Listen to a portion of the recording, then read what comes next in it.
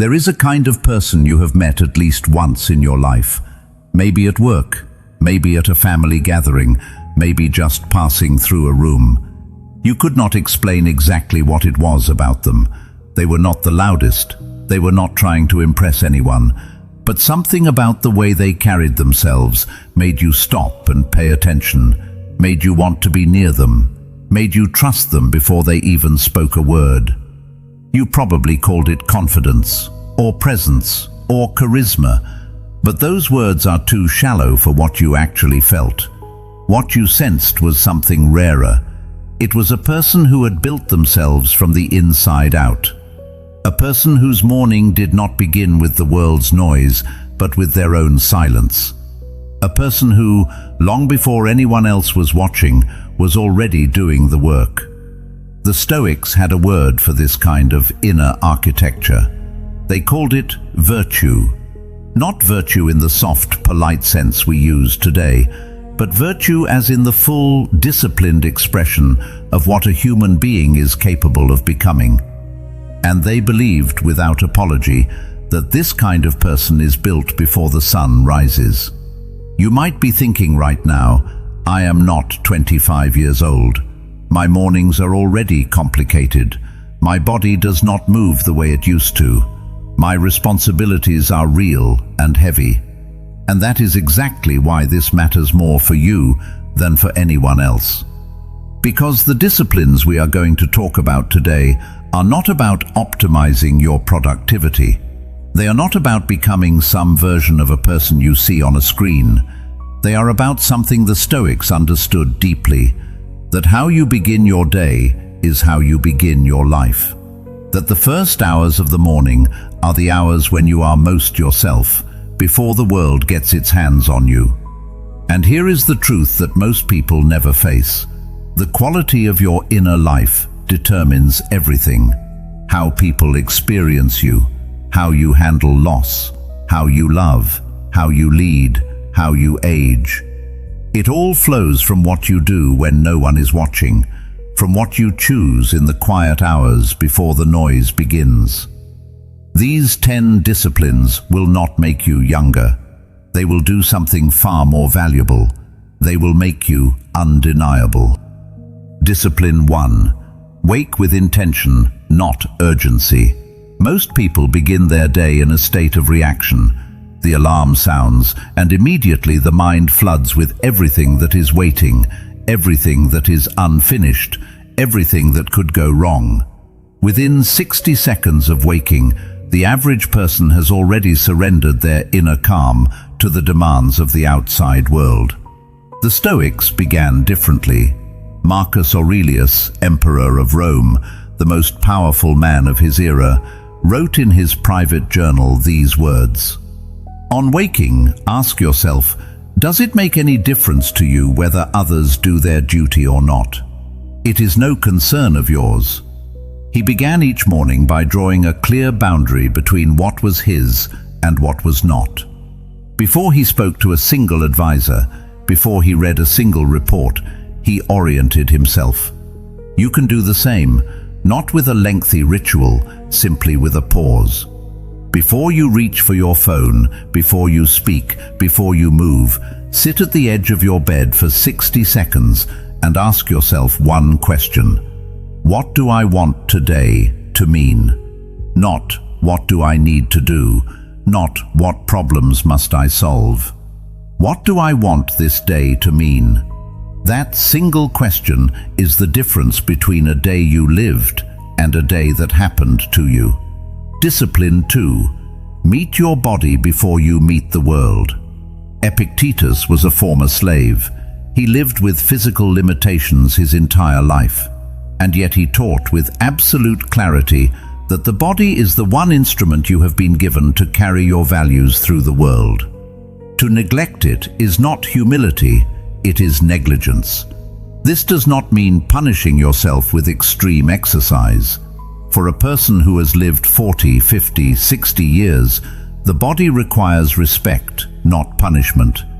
It means movement, deliberate, conscious movement in the first part of your day. A walk, a slow series of stretches. 10 minutes of something that connects your mind to your physical existence. You might be thinking right now, I already have joint pain. I am tired before the day begins. I do not have the energy I once had. That is precisely the point. The discipline is not about what is easy. It is about the message you send to yourself when you choose to move anyway. When you tell your body, I have not abandoned you. I am still here, inside you, paying attention. That message changes everything about how you carry yourself through the rest of the day, and people feel it. They cannot explain it, but they feel it. Discipline 3. Feed your mind before you feed your fears. There is a window in the early morning, usually the first 30 to 60 minutes after you wake, when your mind is unusually open. The noise of the day has not yet arrived. Your defenses are down. Your thoughts are soft and receptive. This window is either filled by you or filled by the world. There is no neutral option. Most people fill it immediately with news, with social media, with other people's crises and opinions and anxieties. And by the time they sit down to eat breakfast, they have already consumed a full day's worth of other people's fear. The Stoics were obsessed with what they called the morning reading. Seneca wrote letters to his friend Lucilius, in which he described his habit of beginning each day with a single idea from a great thinker. Not a chapter, not an hour of study. One idea, held carefully in the mind, turned over slowly like a stone in the hand. He wrote, "Gather and save the thoughts which may arm and strengthen you against the day which is to come." That word arm is important. Seneca was not reading for entertainment or information. He was reading to prepare himself, to build in the morning the kind of mind that would not be swept away by whatever the afternoon brought. You can do this with a single page from Marcus Aurelius, a paragraph from any serious book, a single passage you have read before but never fully absorbed. The goal is not to consume more. The goal is to think more slowly and more deeply than the world wants you to. Because here is what the Stoics understood about wisdom. It does not come from reading more. It comes from sitting longer with less. The person who has spent 10 minutes genuinely wrestling with one true idea is more prepared for life than the person who has scrolled through 1,000 opinions. Discipline 4. Practice voluntary discomfort. This one will feel strange at first, but stay with it. Seneca practiced what he called voluntary poverty. Once a month, he would live for a few days with the bare minimum. Simple food, no luxuries, reduced comfort. Not because he was punishing himself, but because he wanted to test himself. He wanted to know with certainty that if everything were taken away, he could still function. He could still think clearly. He could still be himself. He wrote, "Set aside a certain number of days during which you shall be content with the scantiest and cheapest fare, with coarse and rough dress, saying to yourself the while, 'Is this the condition that I feared?'" For you, in your life today, this does not require dramatic sacrifice. It might mean taking a cold shower for 60 seconds before a warm one. It might mean skipping the second cup of coffee you do not need. It might mean sitting in silence for 10 minutes when every part of you wants distraction. The point is this: when you voluntarily choose discomfort in small doses, you build something that cannot be faked and cannot be bought. You build the certain knowledge that you are not controlled by comfort. And that knowledge, carried quietly inside you, changes the way you move through every room you enter. Discipline 5. Write one honest thought. Not a journal in the traditional sense, not a record of what happened yesterday, or a list of things you are grateful for, though those things have their place. What the Stoics practiced was something sharper and more demanding. They called it the examination of conscience.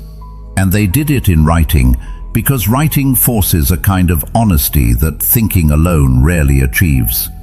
Marcus Aurelius did not write his meditations for anyone to read. He wrote them for himself. He wrote things like, "You have power over your mind, not outside events. Realize this, and you will find strength." But he also wrote things that were uncomfortable, things like, "How much time he gains who does not look to see what his neighbor says or does or thinks." He was correcting himself, holding himself accountable, using the page as a mirror. You might be thinking right now, "I am not a writer. I do not know what to say. I would not know where to begin." Begin with one question. Ask yourself, where did I act from fear yesterday instead of from values? Or ask, what am I pretending not to know? Or simply, what is true right now that I have been avoiding? Write 3 sentences. That is enough. The discipline is not the length. The discipline is the honesty. Because the person who can look at themselves clearly in the morning without flinching, without making excuses, without performing even for their own inner audience, that person becomes extraordinarily difficult to manipulate, extraordinarily difficult to destabilize. The world is full of people who are afraid of their own thoughts. The person who is not afraid stands apart in a way that others immediately sense, even if they cannot name it. Discipline 6. Define what you will not do today. Most people begin their morning with a list of what they intend to accomplish. The Stoics added something most modern planners completely ignore. They defined their limits in advance. Epictetus taught that the foundation of all freedom is knowing what is yours to control and what is not. And every morning, a serious Stoic would spend time deliberately identifying where their boundaries lay. Not as weakness, as strategy. For you, this might look like this. Before the day begins, decide, I will not respond to criticism with defensiveness today. I will not give my best energy to something that does not deserve it. I will not allow someone else's urgency to become my emergency. These are not passive decisions. They are acts of profound self-possession. Because when you define in advance what you will not do, you are no longer reacting to the day. You are authoring it. There is a kind of person who seems immune to provocation, who does not rise to bait, who does not crumble under pressure, who can sit in a difficult conversation and remain completely steady. People are drawn to that person. They trust that person. They follow that person. That steadiness is not a personality trait, it is a practice. And it begins before the day begins, in the quiet of the morning, when you decide with full awareness who you are going to be. Discipline 7.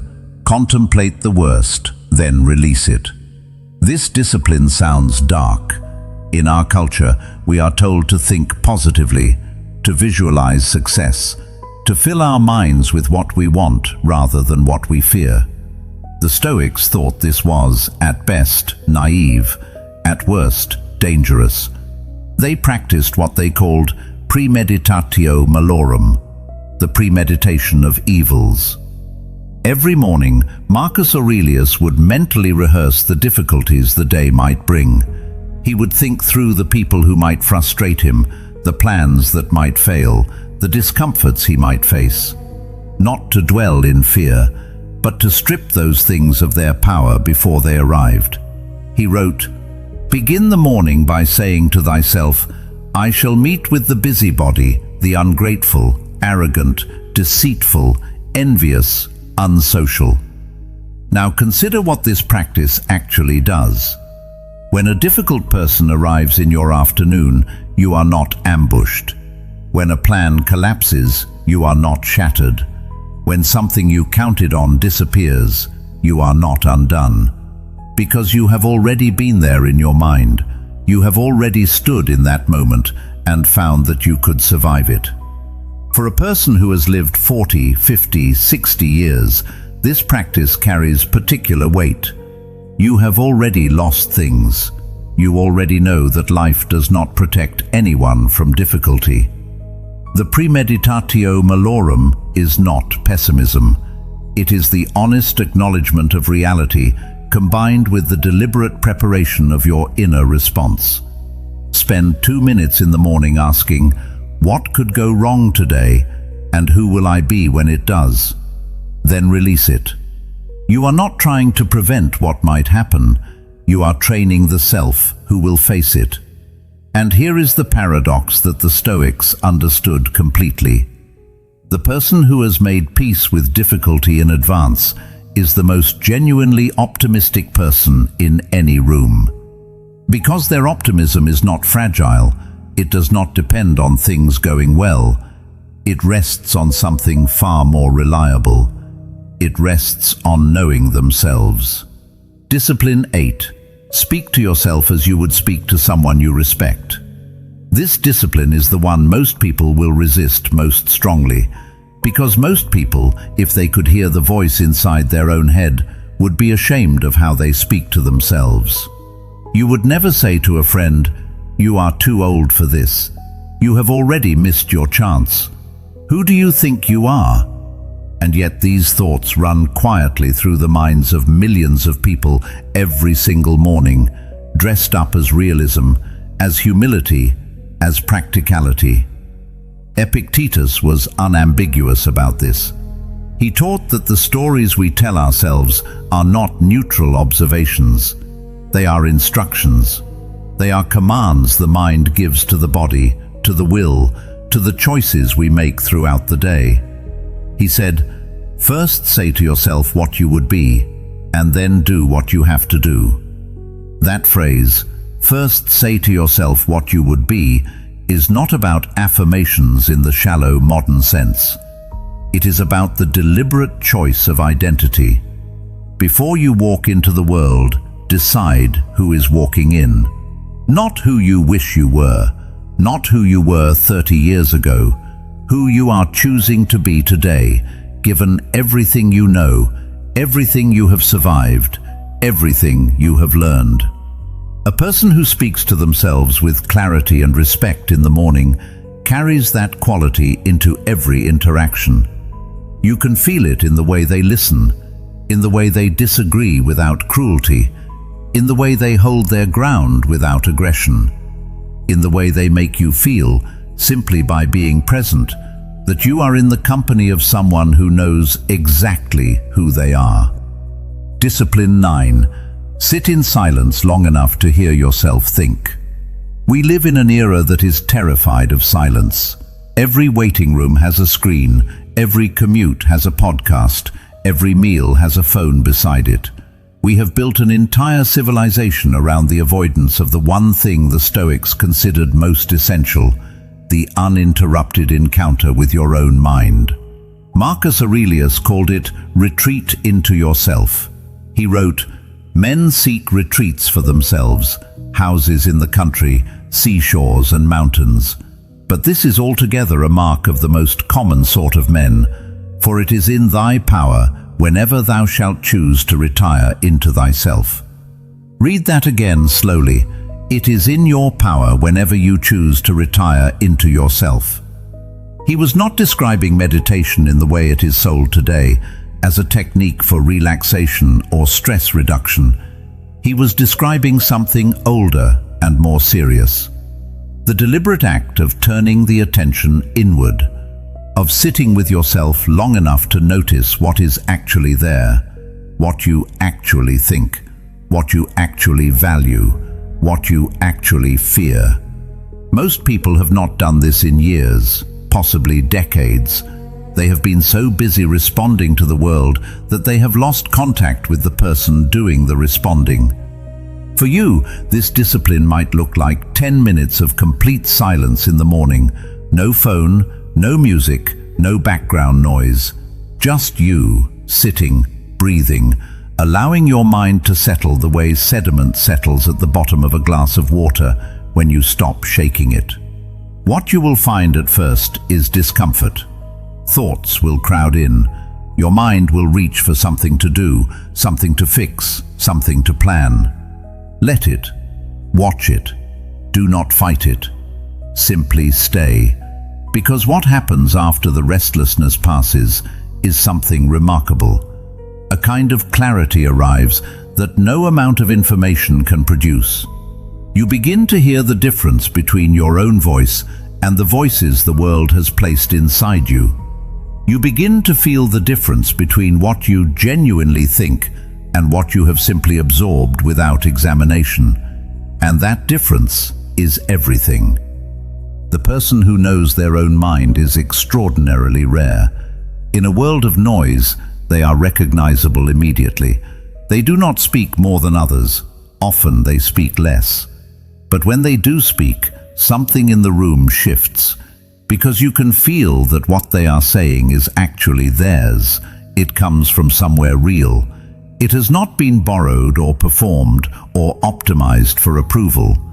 That quality is what draws people. Not youth, not status, not appearance. The simple, undeniable sense that here is a person who has met themselves and is not running away from what they found. Discipline 10. Do one thing that belongs entirely to you. Every morning, before the day becomes about everyone else, before the responsibilities arrive and the requests begin and the world starts making its demands, do one thing that belongs to no one but you. Not something productive, not something that will impress anyone or advance any goal, something that exists purely because you value it, because it is an expression of who you are beneath all the roles you carry. For one person, this might be 20 minutes of reading a book that has nothing to do with work.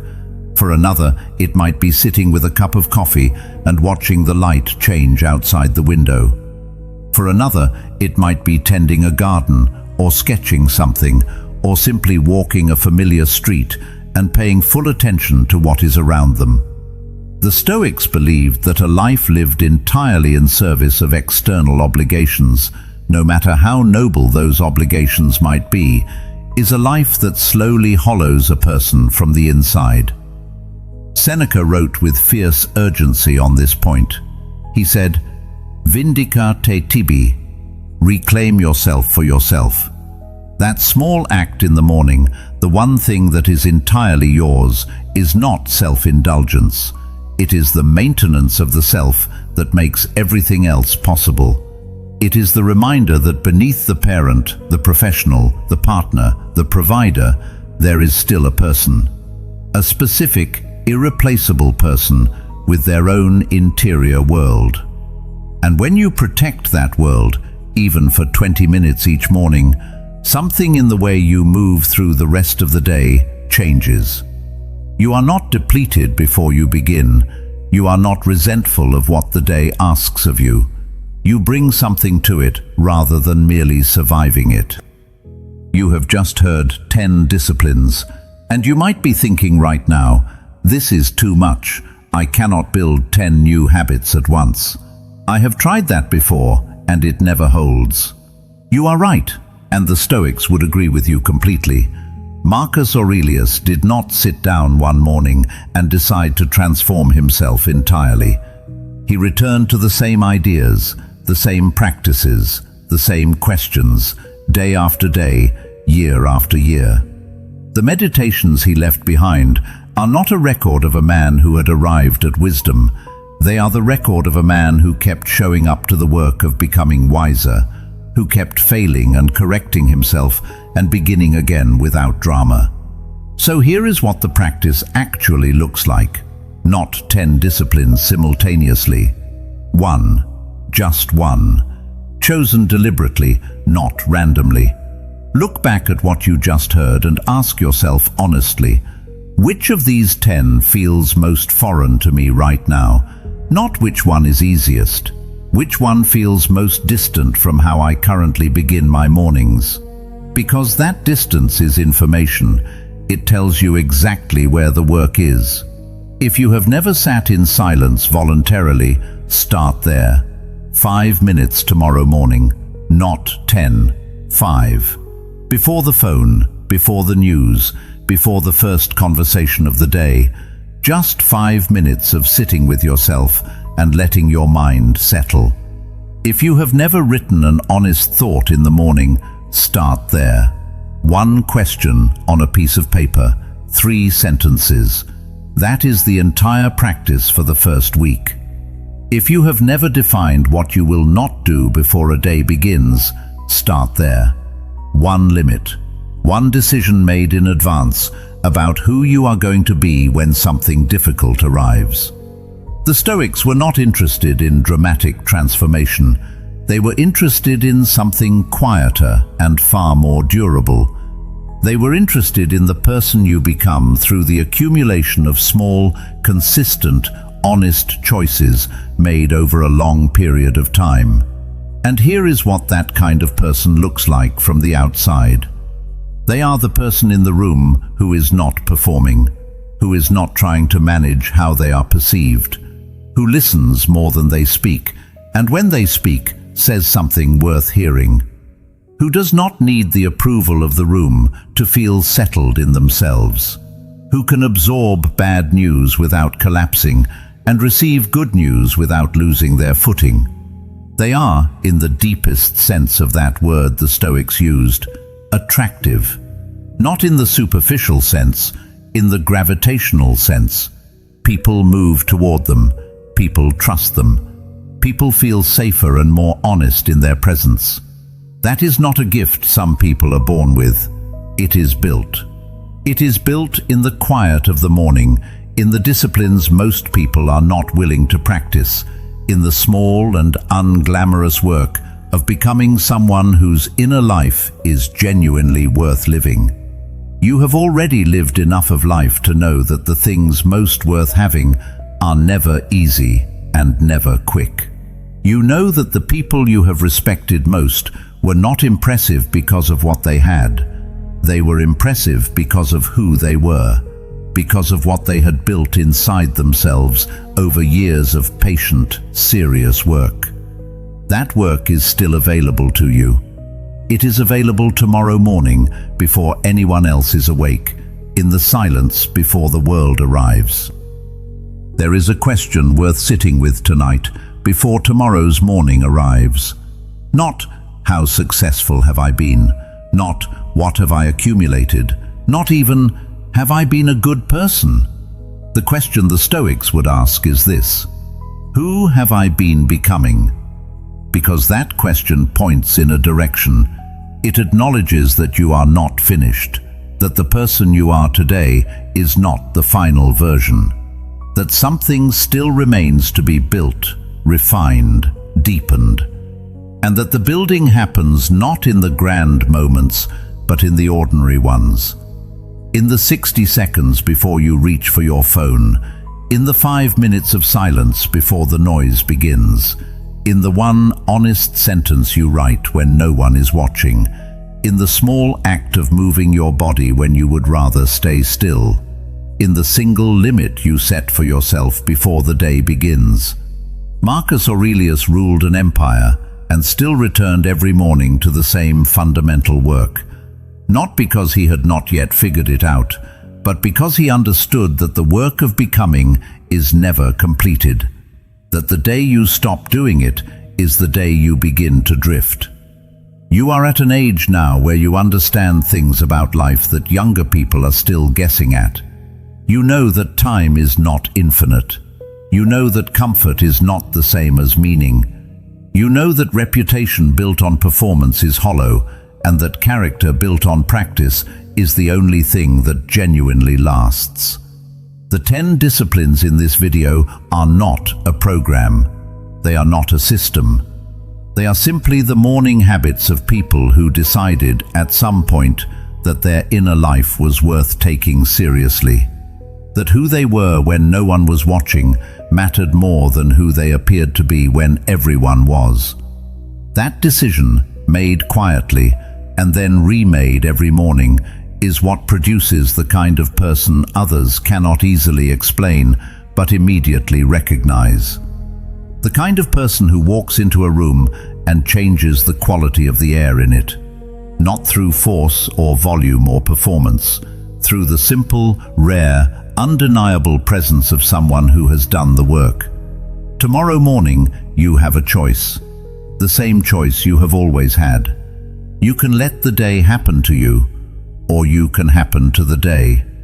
The Stoics knew which one was worth choosing, and now, so do you.